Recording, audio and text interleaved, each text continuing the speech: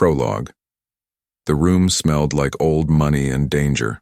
Thick velvet curtains muffled the sounds outside. Golden chandeliers hung low over polished mahogany floors, and the air buzzed with whispers, bourbon, and secrets. This wasn't a place people stumbled into. It was a place where lives were bought and sold behind closed doors, sealed with signatures and silence. And tonight, she was the prize. Nora Sinclair stood under the spotlight in the center of the room, chin high, shoulders squared. Her red silk dress shimmered as she shifted her weight, refusing to let her fear show. Her wrists weren't tied, but they might as well have been. The pearl bracelet on her arm felt heavier than chains. She wasn't supposed to be here. Not like this. Her father had promised her everything. A quiet life, clean money, and protection from the mess he made. But promises from a Sinclair were as thin as smoke, and just as easy to choke on. Around her, men leaned forward in their seats. Some smirked, some whispered. All watched, but one man didn't sit. He stood at the back of the room, a shadow among predators. Still, silent, dangerous. His eyes met hers, dark and unreadable. She didn't know his name, but something about him felt like fire and fury wrapped in silk. The kind of man who didn't just win, he devoured. The bidding began. 50,000. Nora flinched, her heart kicked hard against her ribs. She clenched her fists to hide the tremble in her hands. 80. 100. 200. The numbers climbed like smoke around her, thick and suffocating. And then, 500,000. The voice rolled out like a blade dipped in honey. Every head turned, including hers. He stepped forward, tall and broad-shouldered, dressed in black with a cruel smile painted on his lips. "I want her off the stage," he said, not to the auctioneer, but to the silence itself. "She's mine now." No one argued. Because no one argued with Beau Maddox. The room fell away. Her breath caught. That name, Maddox, rattled through her bones like a ghost from a story whispered in childhood nightmares. The Maddox family, the ones her father destroyed. Beau met her eyes again, but this time, there was no mystery, only vengeance. He didn't want her. He wanted revenge. And he'd just bought it, wrapped in red silk and a Sinclair name. Nora tried to step back, but someone gripped her arm. A handler. Too firm. Too late. Beau walked forward. "I told them I'd bury your family," he said softly, just for her. "But I think it'll hurt more if I own what's left of it first." His hand brushed her cheek, gentle, almost tender. But his eyes said, "I will ruin you slowly." She should have screamed. She should have begged. Instead, she whispered, "Then you'd better make it hurt." And smiled, because if he thought she'd break easily, he didn't know the first thing about a Sinclair. This story is an original creation for entertainment only. Chapter 1. Auction of Secrets. The heavy doors shut behind her with a final thud, locking her in. Nora stood alone in a dimly lit room lined with shadows and silence. The scent of cigar smoke still clung to the air, mixing with leather and something far darker, like a warning. She didn't sit. Didn't move. Not even when the second set of doors opened, and he walked in. Beau Maddox, her new owner. The word made her stomach twist. He moved like he ruled the earth, slow and deliberate, each footstep echoing off the marble floor. His black suit fit like sin, sharp at the edges, expensive as hell. But it was his eyes that made her breath catch, storm gray, ice cold, and focused entirely on her, like he'd been waiting for this moment his entire life. "I expected more screaming," Beau said, voice smooth and biting. Nora lifted her chin. "Would you prefer I throw something instead?" His smile curved cruelly. Now that would be entertaining. He walked closer, circling her like a predator savoring his catch. She could feel the heat of his gaze brushing her skin, reading her, dissecting her. "I suppose you know who I am," he said. She met his eyes. "You're the man my father ruined, Beau's expression didn't change, but something flickered behind his eyes, an old wound reopening. "Correction," he said, voice low. "Your father destroyed my family. He took my father's company, left my mother bankrupt, and when he was done, he fed on the scraps." He stepped closer, close enough that she could see the tension in his jaw. "And now I've taken you." Nora's pulse thundered, but she didn't let it show. "Then I guess you've evened the score." "Oh no, sweetheart," he murmured, brushing a lock of hair from her shoulder. "This is just the beginning." Her skin tingled at his touch, but she refused to back down. "What exactly do you want from me?" He didn't blink. "Everything." Silence wrapped around them, thick and tight. Finally, she spoke. "You can dress it up however you like. Revenge, punishment, justice. But if you think owning me will fix the damage, you're still bleeding." For a moment, something cracked in his stare, but it vanished too quickly. He leaned in, lips inches from hers. "You'll learn fast, Nora. I don't bleed anymore." Her breath caught. Too close, too hot. And yet, she didn't step away. He straightened and motioned to the double doors behind her. "Your new life starts now. You'll be staying at my ranch. Pack lightly. You won't be going back." She crossed her arms.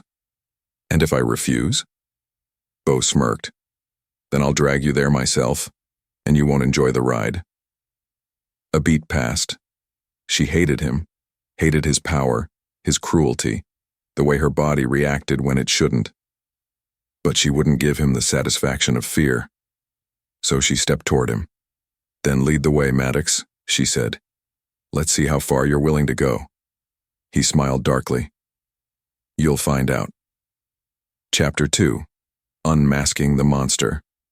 The black SUV sliced through the desert night like a knife, its tinted windows hiding sins from the moonlight. Nora sat stiffly in the back seat, arms crossed tight over her chest. Beau Maddox was beside her, silent and unreadable, the glow from the dashboard casting shadows over his jawline. His phone buzzed twice. He ignored it. She watched him out of the corner of her eye. He hadn't spoken since they left the auction. Just opened the door for her like a gentleman, after buying her like property. Outside, miles of dusty roads stretched endlessly into darkness. Cactus silhouettes and oil pumps blurred past like ghosts. "Where are you taking me?" she asked, her voice steady despite the knot in her stomach. Beau didn't look at her. "Home. That word doesn't mean the same to both of us." Now he glanced at her, one slow, smirking look that made her blood heat and chill all at once. "You'll learn what it means in my world." His voice was velvet wrapped in iron, cold and rich with something dangerous curled beneath the surface. Something broken. "You act like I'm just part of your revenge plan," she said, unable to keep the sharpness from her tone. "But you haven't even asked if I knew what my father did." "I don't care if you knew," he said flatly. "You carry the Sinclair name. That's all that matters." She scoffed. "You sound just like him." That got his attention. He turned to her fully now, and the heat in his stare made her chest tighten. "Don't ever compare me to your father," he growled. Nora swallowed, pulse racing, but she didn't flinch. "Then stop punishing me for his sins." For a moment, something flickered behind his eyes. Regret, maybe? No, just calculation. His walls were too thick for anything real to get through. The SUV rolled up to tall black gates flanked by stone pillars. Beyond them, floodlights revealed a sprawling estate built from glass and steel, nestled against the hills like a fortress. Wild horses grazed in the moonlit fields nearby, unbothered by the chaos that lived inside. The gate opened without a word. As they pulled up the circular drive, Beau finally spoke again. His voice was quiet. Too quiet. "You'll have a room. You'll be treated well. But don't mistake comfort for kindness. You're here because I let you be." Nora turned to him. "And if I try to leave?" He leaned close, his breath brushing her ear. Then I'll remind you what it means to be owned.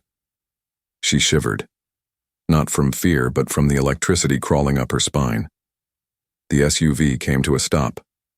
A staff member opened her door. Beau didn't move, but before she stepped out, he spoke one last time. You're not a guest here, Nora. You're my lesson to your family. And I never forget a lesson once I've started teaching it. Nora stepped out, heels crunching against gravel. She looked back at him and whispered, "Then I hope you're ready to be the one who learns." Chapter 3. Terms of Captivity. The room was beautiful. Too beautiful. Cream-colored walls trimmed in gold. A 4-poster bed dressed in silk. Floor-to-ceiling windows looked out over a moonlit garden, the scent of jasmine wafting in with the night air. It was the kind of room that could have belonged to a queen. But it wasn't a gift. It was a gilded cage. Nora stood at the window, arms wrapped around herself, watching the shadows stretch across the marble floor. Somewhere below, horses whinnied softly in the distance. Freedom lived just beyond those gates, but tonight, it felt 1,000 miles away. A soft knock echoed at the door. She didn't answer. It opened anyway. Beau stepped in, the glow from the hallway outlining his tall frame. He didn't speak at first, just looked around, noting how untouched everything was. His gaze finally landed on her. "You're not settling in?" She turned slowly, chin high. "Forgive me if I'm not thrilled about my new life sentence." His mouth twitched, more amused than offended.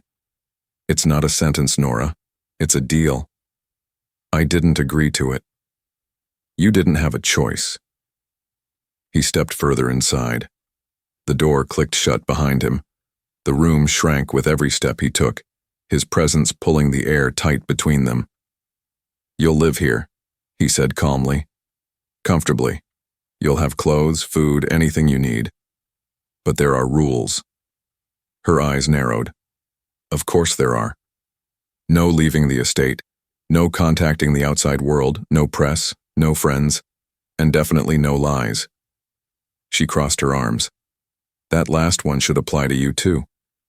Beau's eyes darkened. "I don't lie. I just don't tell everything all at once." He moved closer, close enough that the heat from his body tangled with hers. "You'll do as I say. In return, I won't make this harder than it has to be." Nora stared up at him, defiant. "And if I do?" He didn't blink. "Then I stop playing nice." Silence stretched between them, full of tension and challenge. And then, his hand reached out, brushing a strand of hair from her face. The touch was too gentle, too intimate. "You think I want to hurt you," he said softly. "But hurting you was never the plan." "Then what is?" Beau leaned in, his lips ghosting just beside her ear. "Making you understand." She swallowed hard, her voice barely a whisper. "Understand what?" "That even enemies can fall in love, if hate burns hot enough." Her breath caught. Her heart flipped. And then he stepped back, leaving the space between them electric. "Sleep well, Nora," he murmured. "Tomorrow we begin." He turned and walked out without another word, the door closing with a click that sounded too final. Nora stood there, chest heaving, the echo of his voice still brushing her skin. She hated him. She did. But something inside her had just shifted, and it terrified her more than anything else. Chapter 4. The Ice and the Fire. Sunlight spilled across the marble floor, brushing over Nora's skin like a quiet promise. She stood on the back patio wrapped in a soft white robe, staring out at the vast stretch of land that belonged to him. Miles of wild Texas terrain. Endless, isolated, beautiful, and unreachable. The wind whispered across her bare shoulders. The silence, thick and haunting, was broken only by the rustle of trees and the distant gallop of horses. This place was paradise, wrapped in a prison. Behind her, heavy footsteps approached. She didn't turn. She already knew. "You're up early," Beau said, voice low and smooth. "I don't sleep well when I'm caged." He came to stand beside her, a mug of coffee in one hand. "Then maybe you should stop thinking like a prisoner." She looked at him now, his rolled-up sleeves, the tight pull of his black shirt over his chest, the unbothered calm of a man who always controlled the game. "You bought me like one," she said, sharp and soft all at once. "Don't be surprised if I act like one." He smiled without warmth. "I didn't buy you to lock you away. I bought you to watch you burn." She turned to face him fully now. "Then pour the gasoline, Maddox. Let's both see who catches fire first." For a moment his expression cracked, just slightly, like she'd spoken a language he hadn't expected her to know. "Careful," he murmured. "That kind of fire consumes." She took the coffee from his hand without asking, raised it to her lips, and took a slow sip. It was rich, bold, bittersweet, like him. "I'm not afraid of heat," she said, locking eyes with him. "Just lies." Something shifted between them, a beat of silence, a pull. Then Beau stepped in, his voice dipping lower. "Let's test that." He reached into his pocket and pulled out a key. Small, silver, sharp. He placed it in her hand, fingers brushing against her palm. "This unlocks your room," he said. "You're free to roam the house, the grounds, even the stables. There are no guards." She blinked, stunned. "You're letting me go?" "I'm letting you choose." He leaned in closer, his breath teasing her skin. "You can run, Nora, but if you stay, then we both know what that means." "And what's that?" His lips brushed her ear, sending a thrill down her spine. "It means you want to burn just as badly as I do." Her breath hitched. Before she could speak, he pulled back. "Breakfast is served in the east dining room. Wear something red." He turned and walked away, leaving the scent of cedar and power behind him. Nora stared at the key in her palm. Freedom. It should have thrilled her, but all she felt was heat, because deep down in a place she didn't want to name, she wasn't sure she wanted to run. Chapter 5. Mind games and moonlight. The night sky draped itself over the estate like a velvet blanket, thick with stars and tension. A small dining table had been set out on the upper balcony.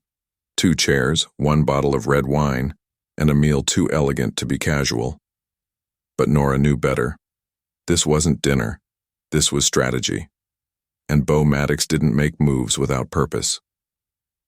She stepped out wearing red, a silk dress that hugged her hips and bared one shoulder, the kind that made her skin feel too visible and her breath too shallow. But her chin was high. Her steps were steady. Beau stood at the railing back to her, sipping from a crystal glass as if this were just another evening.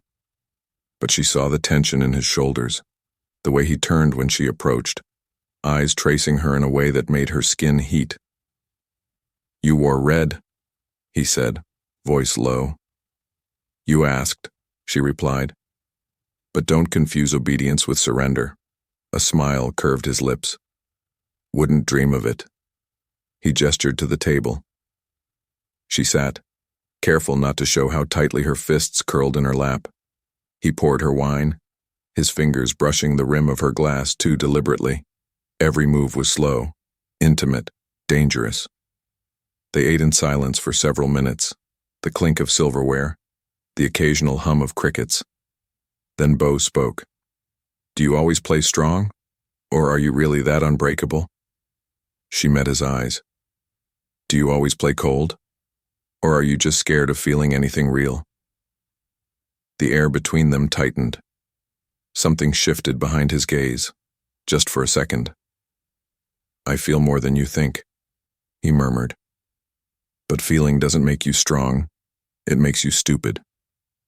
Nora leaned forward, wine glass cradled in her fingers. "Maybe, but you can't hate me for wearing a name I didn't choose. You don't know me, Beau, and deep down you're terrified that if you did, you might not be able to hate me at all." His jaw tightened. He reached out suddenly, fast, firm, and took her glass from her hand, set it down, then slid his fingers beneath her chin, lifting her face so she had no choice but to meet his stare. "I don't hate you," he said, voice dark and low. "I want you. I want to hate you. But every time I look at you, all I feel is fire." Her heart thundered. "And fire," he whispered, "always leaves scars." His thumb brushed her lower lip, and for one breathless second, the air between them cracked.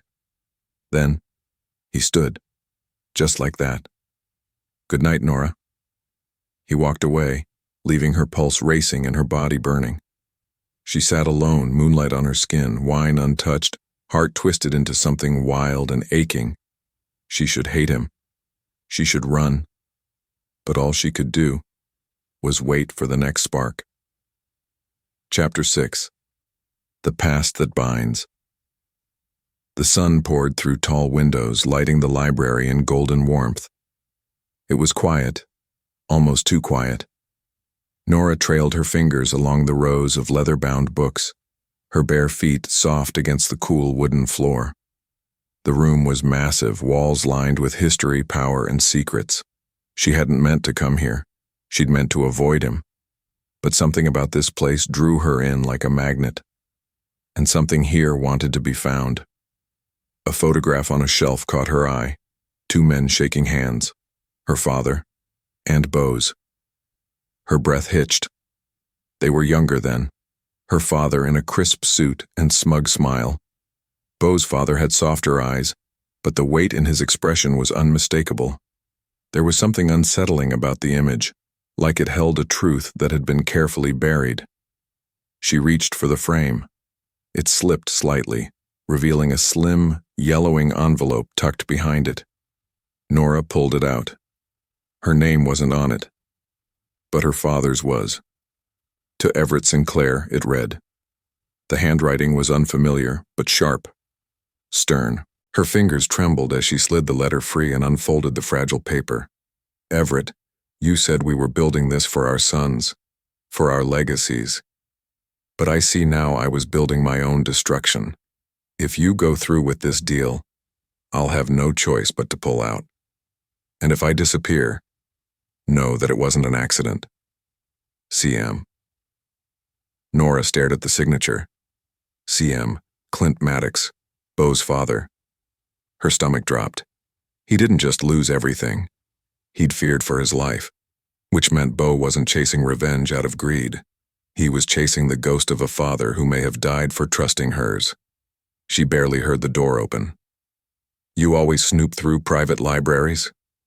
Beau's voice cut through the silence, low and unreadable. She spun around, clutching the letter. Her cheeks burned, but she didn't drop it. "This was hidden," she said, holding it up. "Your father wrote this. He knew my father would betray him." Beau's gaze locked on the paper, and for the first time something cracked in his expression. Pain. He took the letter slowly, eyes scanning the words he already knew. "I was 12 when he died," he said softly. "Everyone said it was a car crash, but he left that letter. I found it after the funeral, and I knew." Nora stepped closer, her voice gentler now. "What if your father wasn't just betrayed? What if he was silenced?" Beau looked up, meeting her eyes. "I've lived my whole life trying to make Everett Sinclair suffer, but now I wonder."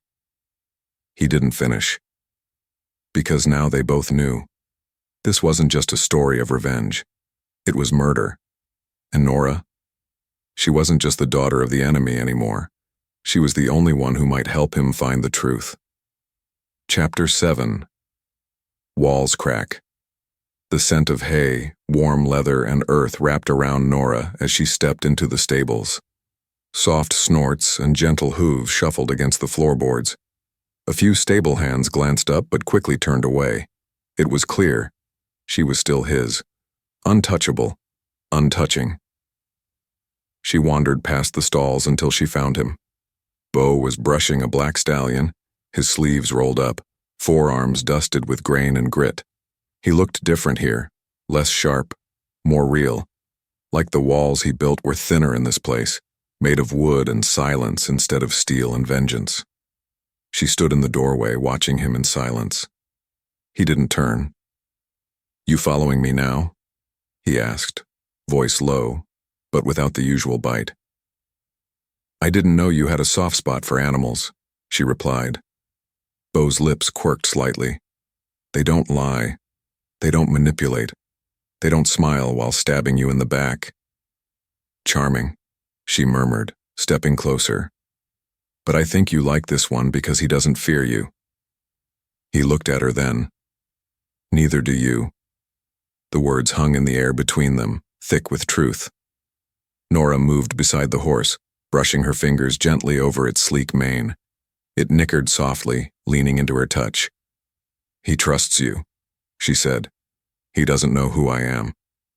"And if he did?" Beau paused, his hands stilled. "I don't know who I am anymore, Nora."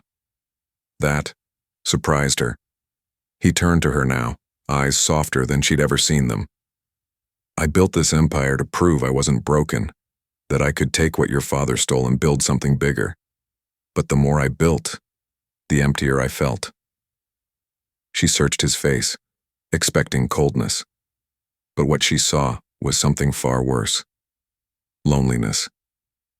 "Then maybe it's time to build something that matters," she said softly.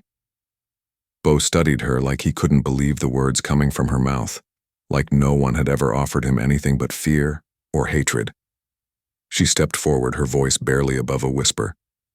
"I'm not your enemy, Beau. I never was."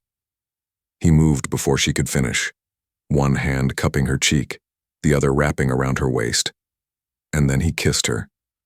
Not like a man seeking revenge, but like a man drowning and tasting air for the first time. The world stilled. His lips were warm, rough, desperate. Her hands clutched his shirt, pulling him closer, even though every alarm in her head screamed this was dangerous.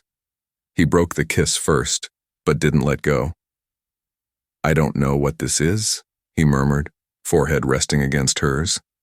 "But it's the first thing in years that doesn't feel hollow." Nora's heart thundered. "Then don't ruin it." He nodded slowly, but deep in his eyes, she saw it. The fear of a man who knew he didn't deserve softness, and might destroy it anyway. Chapter 8. A Kiss Like Betrayal. The warmth of Beau's kiss lingered long after Nora returned to her suite. She pressed her fingers to her lips, still stunned by the way his mouth had crashed into hers, like a storm and a prayer all at once. Her heart felt light, fluttering in her chest like it finally remembered how to fly. But as the silence of the room wrapped around her, something colder crept in. She should have felt triumphant. She was inside now, close enough to destroy him just like her father wanted. But the memory of Beau's voice haunted her. It's the first thing in years that doesn't feel hollow. A soft buzz from the vanity startled her. Her phone lit up. "Dad." Nora hesitated, then answered. "Where the hell have you been?" Everett Sinclair's voice was sharp, low, like a blade drawn just beneath the skin. "I told you to keep him close, not vanish off the map." She swallowed. "I've been doing exactly what you asked. I'm gaining his trust." "Then why the hell do I have reporters telling me you were seen riding with him on his estate?" "That's not subtle, Nora." "I didn't know we were supposed to be subtle," she said quietly, her pulse racing. His silence was colder than shouting. "You're falling for him." "I'm not," she began. "Yes, you are." His voice dropped lower. "Don't forget what he did. He humiliated our family. He ruined my reputation. This isn't about love. It's about legacy." "I found a letter," she said suddenly, "from his father. To you." Silence. "He warned you not to go through with the deal. He said if he disappeared, it wouldn't be an accident." Everett laughed, not kindly. "That old thing? Let me guess. Beau found it and made you read it." "No, I found it myself." "Even worse, he wanted you to." "That's what predators do. They make you feel like you chose it."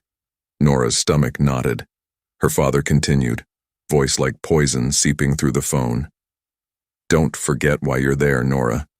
You're not some blushing bride. You're my daughter, a Sinclair. We do what must be done. The line went dead.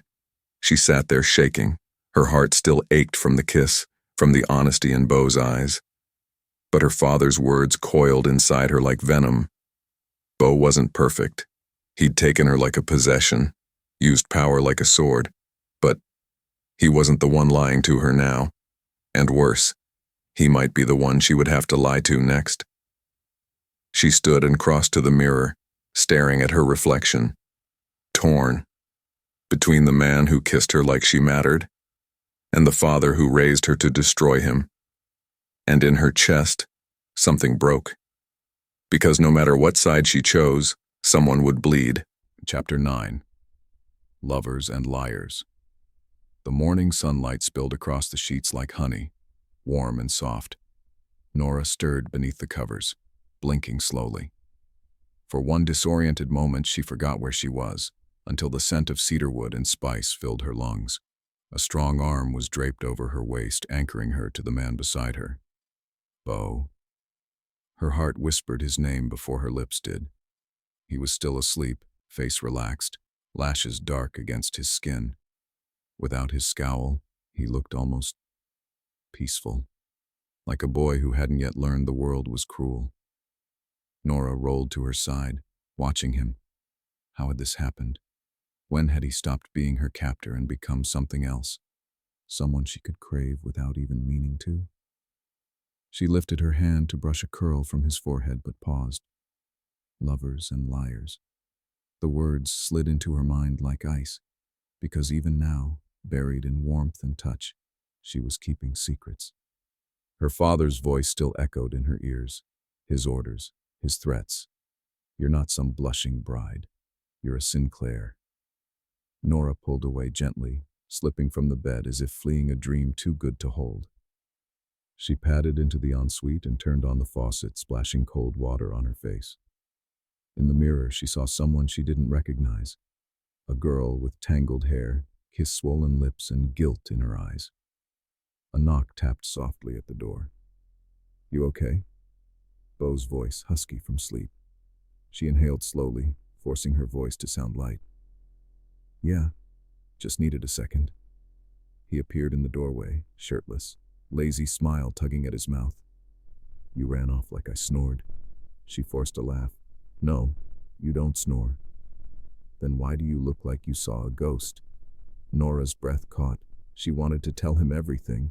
The letter, her father, the real reason she was here. But fear coiled around her throat like a noose, because if she told him, he'd never believe it wasn't all a lie. So instead, she stepped forward and touched his face. You scare me, she whispered. Beau stilled.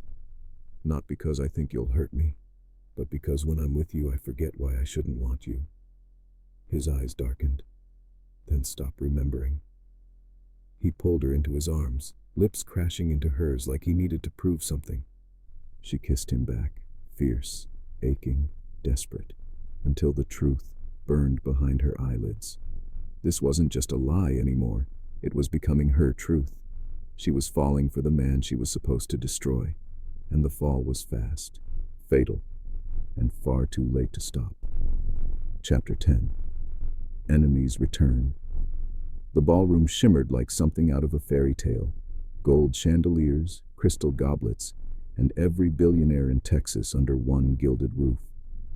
Nora stood beside Beau, her hand tucked into the crook of his arm, her lips curled into a careful smile. Cameras flashed, champagne flowed, and yet her pulse thudded in her throat like war drums. Because this wasn't a party, it was a battlefield, and they were being watched. You look breathtaking, Beau murmured at her side, his breath brushing her ear. She glanced up, heart fluttering. You clean up well yourself, Maddox. He smirked, adjusting his cufflinks.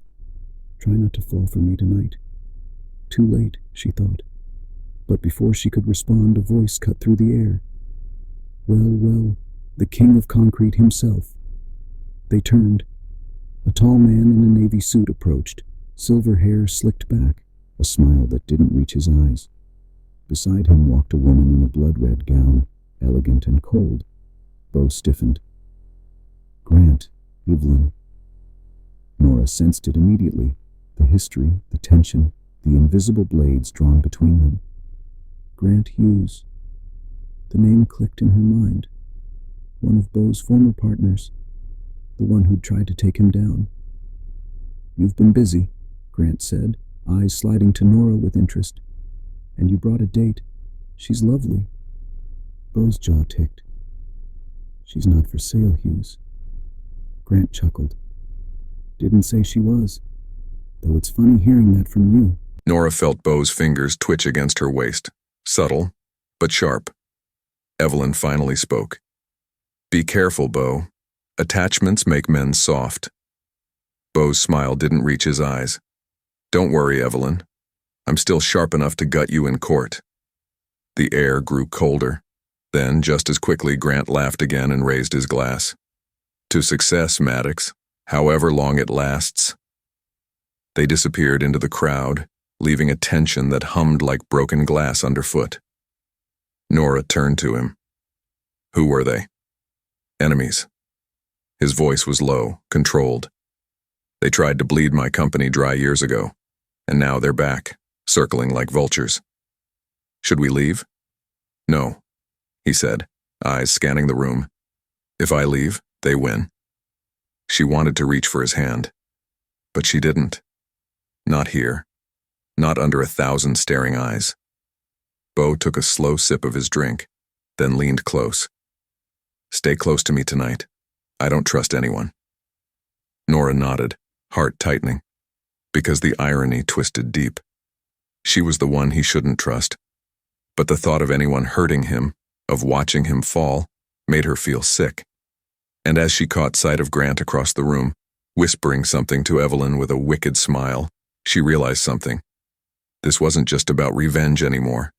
This was war, and the man she'd come to destroy might be the only one worth protecting. Chapter 11.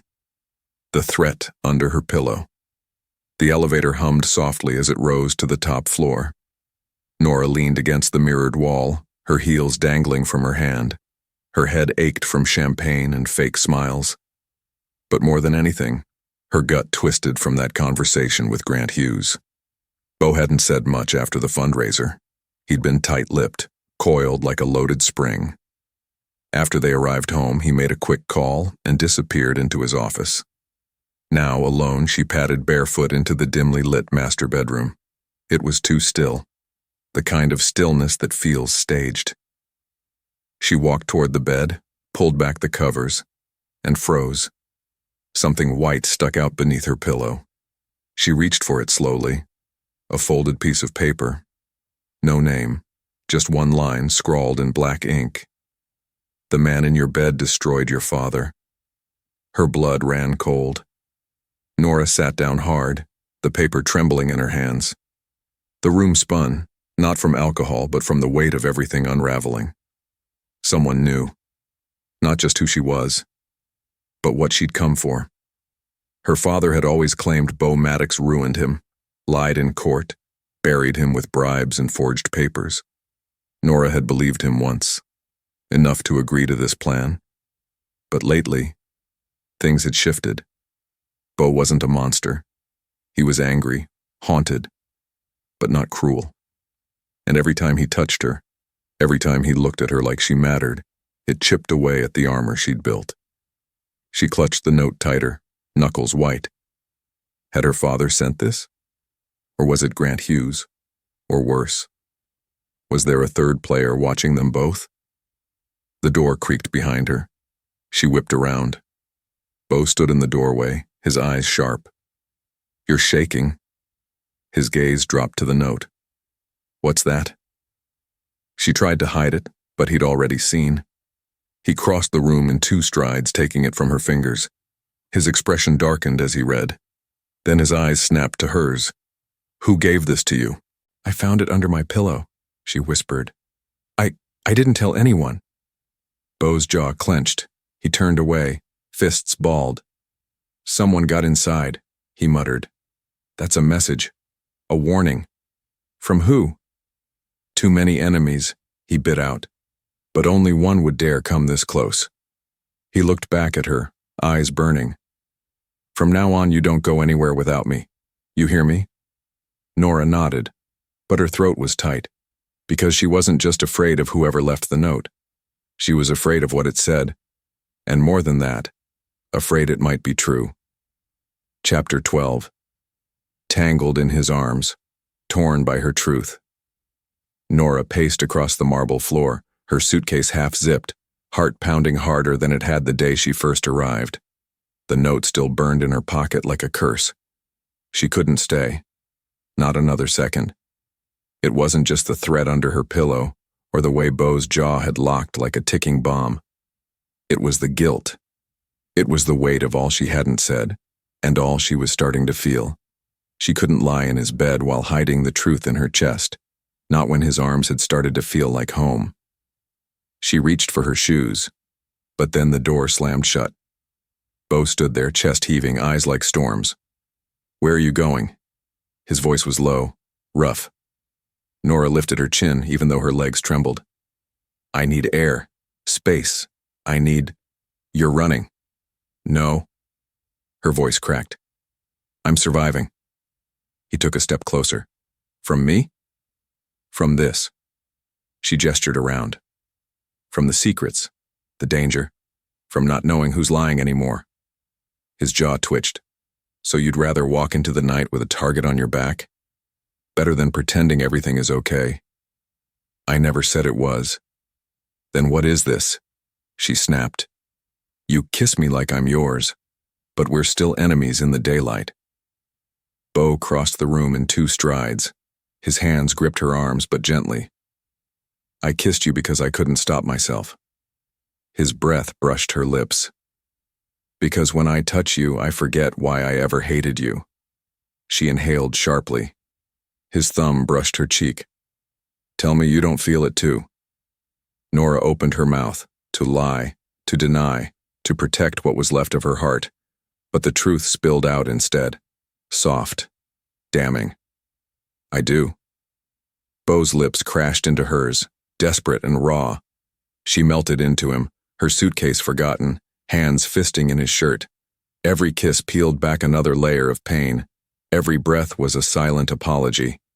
He backed her into the wall, lips trailing to her jaw, then her neck. But her mind screamed against the warmth. You haven't told him. You haven't told him anything. She pushed gently at his chest. He froze, searching her eyes. What are you not telling me? She looked up at him, throat thick with truth and fear. But before she could speak, his phone buzzed.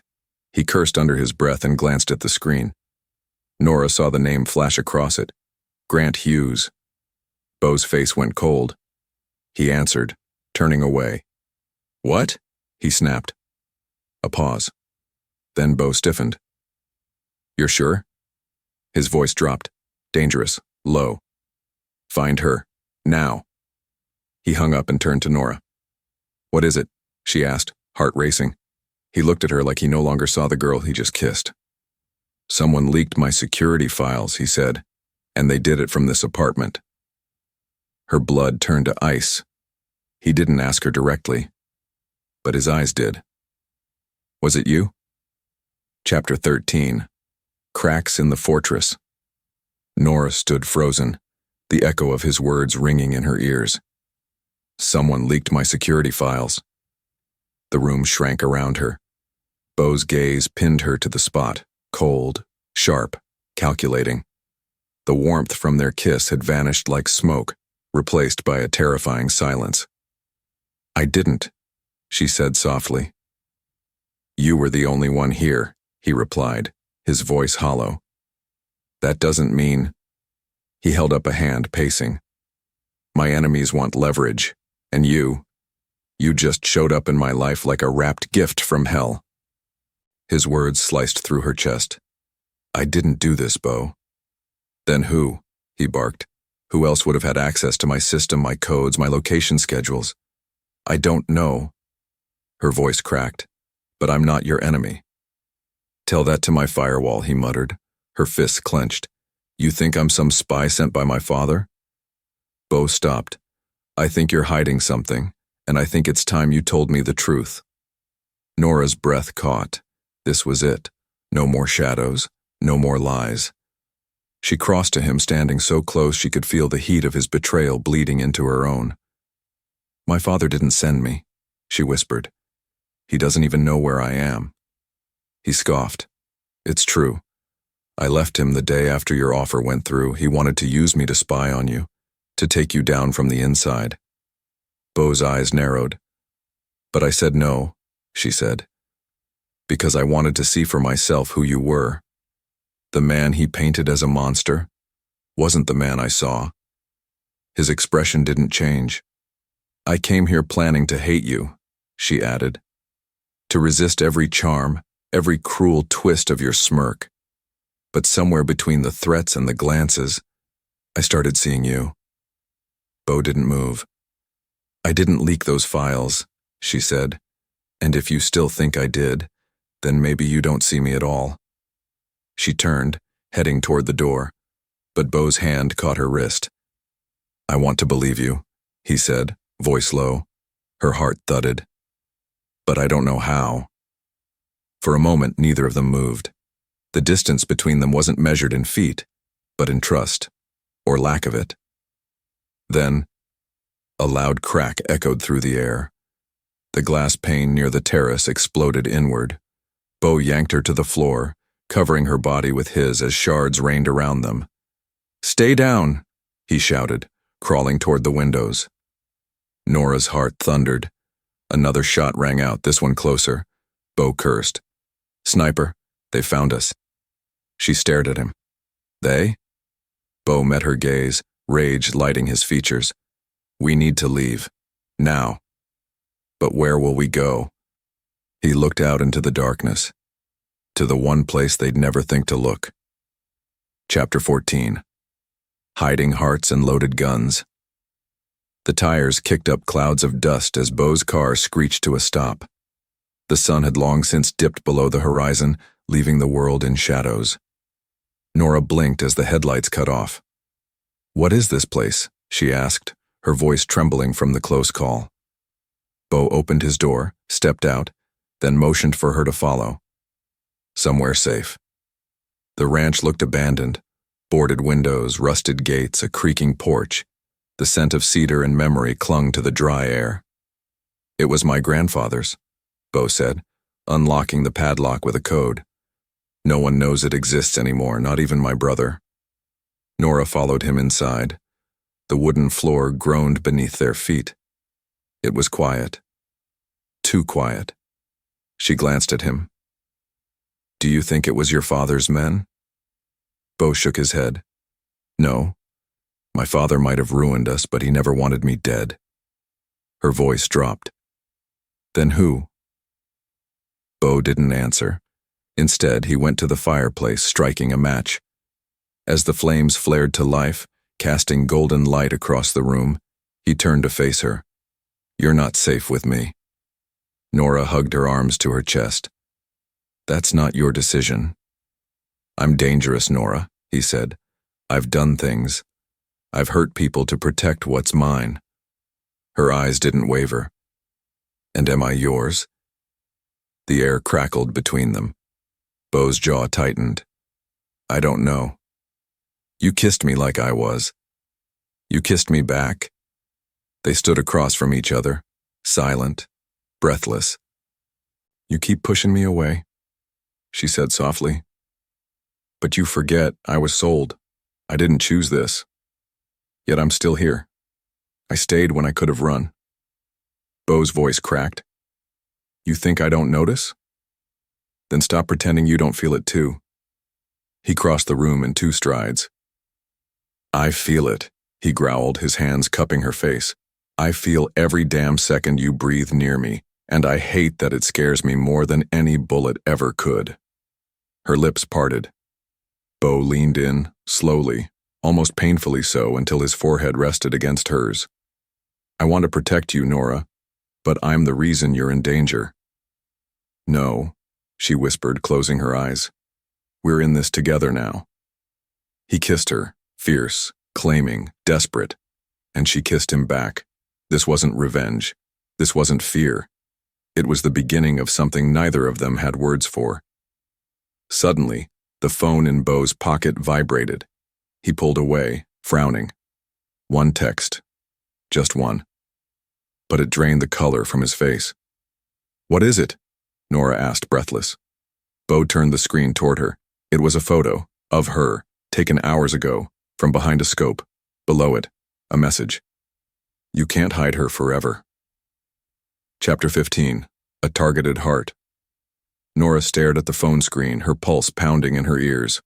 That photo, her standing by the gas station, unaware, exposed, sent icy fingers crawling down her spine. They were watching us, she whispered. Beau's eyes narrowed, his jaw like stone. Someone wanted us to know. This isn't just a warning. It's a declaration. Who would do this? She asked, voice shaky. I thought it was your enemies, but this feels personal. Beau slowly paced, the floor creaking beneath his boots. There's only one person who'd go this far and still smile at me over dinner. Your father. He didn't respond. He didn't have to. Nora stepped closer, her hand brushing his arm. Why? Why now? Beau turned to her, eyes burning. Because I'm finally getting close to the truth, and he knows you're the only thing that can ruin everything he built. I don't understand, she said, her brow furrowed. I bought you to use you, he said, to hurt your father the way he hurt mine, but somewhere between my schemes and your fire, you became real to me, and now you're a liability. Her breath caught. So what, you'll send me away? Beau's gaze softened. No, I'll burn the world before I let them touch you. There was something primal in his voice. A promise. A threat. Nora shook her head. Then let me fight with you. He froze. I'm not some helpless girl you picked off a shelf, Beau. You think you bought me? Maybe you did. But I chose to stay. And if we're going down, we go together. Something shifted in him. The storm in his eyes calmed, just for a moment. You're either the best thing that's ever happened to me, he murmured, or the one thing that will finally destroy me. She stepped into him, pressed her hands to his chest. Maybe I'll be both. He kissed her again, slower this time, with a depth that spoke of everything unsaid. Her hands tangled in his shirt, holding on like the world was crumbling around them. And maybe it was, because when the kiss broke, Beau's phone buzzed again. This time it was a voice message. He played it on speaker. A man's voice, deep and cold. You're not as clever as you think, son. You let her into your heart. And that was your final mistake. Next time I won't miss. Beau's hand curled into a fist. Nora touched his cheek. What do we do? He looked down at her, gaze steady. We stop running. We end this. Tonight. Chapter 16. The reckoning begins. The city looked different now. As the car slid into downtown Dallas, Nora watched the towers rise like steel giants above them. She used to think this place was beautiful, glittering with promise. Now, it pulsed with danger. Beau sat beside her, silent, his jaw locked, fingers drumming on the leather armrest. The tension between them wasn't cold, it was electric. Every breath, every glance, held the weight of what was coming. Are you sure about this? Nora asked, her voice barely a whisper. He didn't look at her. No, but it has to be done. The Maddox Tower came into view, glowing like a throne made of fire, Beau's kingdom, and the battlefield for the final move. They stepped out into the night, wind sweeping Nora's coat around her legs. The building's glass doors opened before them like a beast waiting to devour. Inside, everything gleamed. Polished stone floors, gold inlays, towering glass walls. Security glanced their way but didn't stop them. They belonged here. At least Beau did. But as they entered the executive elevator, Nora's heart thudded. You think he'll be waiting? She asked. He's always waiting, Beau said. My father doesn't react. He plans. And we're right on schedule. The elevator dinged open to the top floor. Silence greeted them, until they stepped into the office. And there he was, Carter Maddox, the king behind the curtain. He stood behind Beau's old desk, swirling whiskey in a crystal glass like he'd been expecting company. Well, Carter said with a smile that didn't reach his eyes, I always knew you'd come back, son. But bringing her? He tilted his head toward Nora. Disappointing. Nora felt the chill in the room sharpen. Beau stepped forward, shielding her without thinking. This ends tonight. Carter chuckled. With what? Feelings? I raised you better than that. You taught me to survive, Beau said. But I had to teach myself how to feel. Carter's smirk dropped. You killed Mom, Beau continued, his voice like thunder barely held back. You framed her. You let her waste away in that psych ward so your business could stay clean. She was a liability, Carter said calmly. She got soft, like you are now. No, Beau growled. She was human. You're the liability now. Carter reached under the desk. Nora's body moved before her mind did. She lunged forward, pushing Beau aside just as a sharp crack rang out. A gunshot. Beau caught her midair, pulling her down behind a column as glass shattered. You brought a gun to a conversation? Beau yelled. I brought a solution, Carter snapped. Beau reached for his own weapon, but Nora grabbed his arm. No, not like this. Don't become him. He looked into her eyes and saw the truth. He didn't need to win by force. He needed to expose the truth. And that's when Nora smiled, pulling a small device from her coat pocket. I recorded everything, she whispered. He confessed. Beau's eyes widened, and from below the sound of sirens began to rise. Chapter 17. The Fall of a King. Sirens wailed outside like the city itself was crying for justice. Carter Maddox stood frozen, the gun still in his hand, though his arrogance was bleeding out of him faster than the whiskey in his glass. The color drained from his face as he heard the recording Nora had captured, his own words sealing his fate. I always knew you'd be the end of me, he whispered, almost proudly. Beau didn't respond. His heart was pounding, but not from fear, from release. The chains that had held him since childhood, the secrets, the guilt, the lies, were finally breaking apart. Nora stood beside him, unflinching, her gaze locked on Carter. She wasn't a pawn anymore. She had played the king and now watched him fall. You underestimated the one thing you could never buy, she said, her voice calm but cutting. Love. The elevator dinged behind them. A dozen officers flooded in, weapons drawn. Carter didn't resist. He raised his hands and smiled faintly. Let them have their victory, he muttered. But you'll see. You were made in my image, Beau. One day, you'll thank me. Beau didn't answer. Because Carter was wrong. He hadn't become like his father. He'd become something better. As the handcuffs clicked around Carter's wrists, Beau turned away. He didn't want to give the man a second more of his life. The past was done. The future was hers. Outside, flashing lights painted the night in red and blue. Cameras flashed. Reporters screamed questions. But Nora and Beau slipped through the crowd unnoticed. She tugged at his sleeve once they reached the car. Are you okay? She asked softly. He looked at her like she was the only real thing left in the world. I don't know what I am, he admitted, but I know I wouldn't have survived tonight without you. She smiled, brushing her fingers against his. Then maybe we both saved each other. He leaned in slowly, as if asking permission, not just for a kiss, but for more, for a new beginning. And when their lips met, it wasn't fire this time, it was peace. Sweet, aching peace. Back at the beach house, far from Dallas, far from pain, they sat beneath the stars with nothing but the sound of waves and the smell of salt between them. Beau held her hand, his thumb tracing the back of it slowly.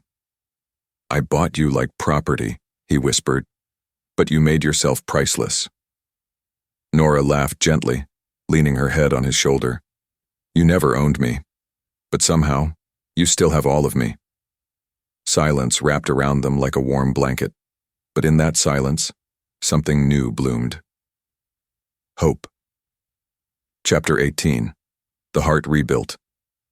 The sun rose slowly over the ocean, brushing gold across the waves like a gentle hand.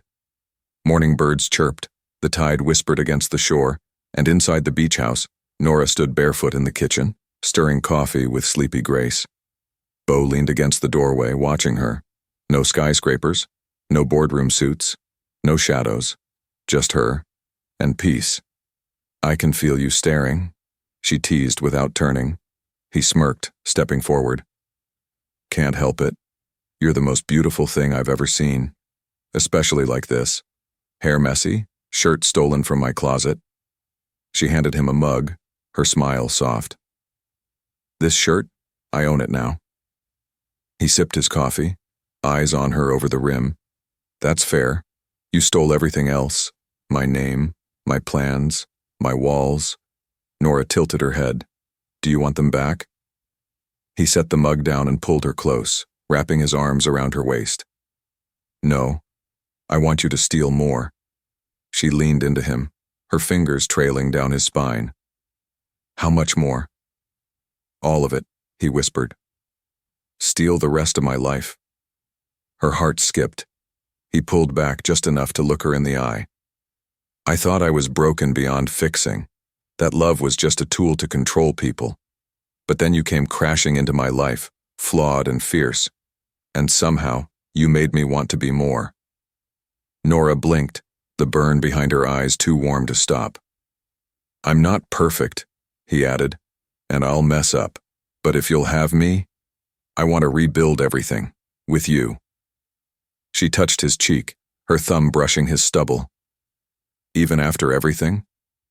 "Because of everything." A breath, a heartbeat. Then she nodded, her voice a whisper against his chest. "Then let's build something no one can tear down." Later that evening, they sat on the back porch with a small fire crackling between them and 2 glasses of wine resting untouched. They talked about where to go next. Maybe Italy, maybe nowhere. Maybe just here. Nora looked at him, the firelight dancing in his eyes.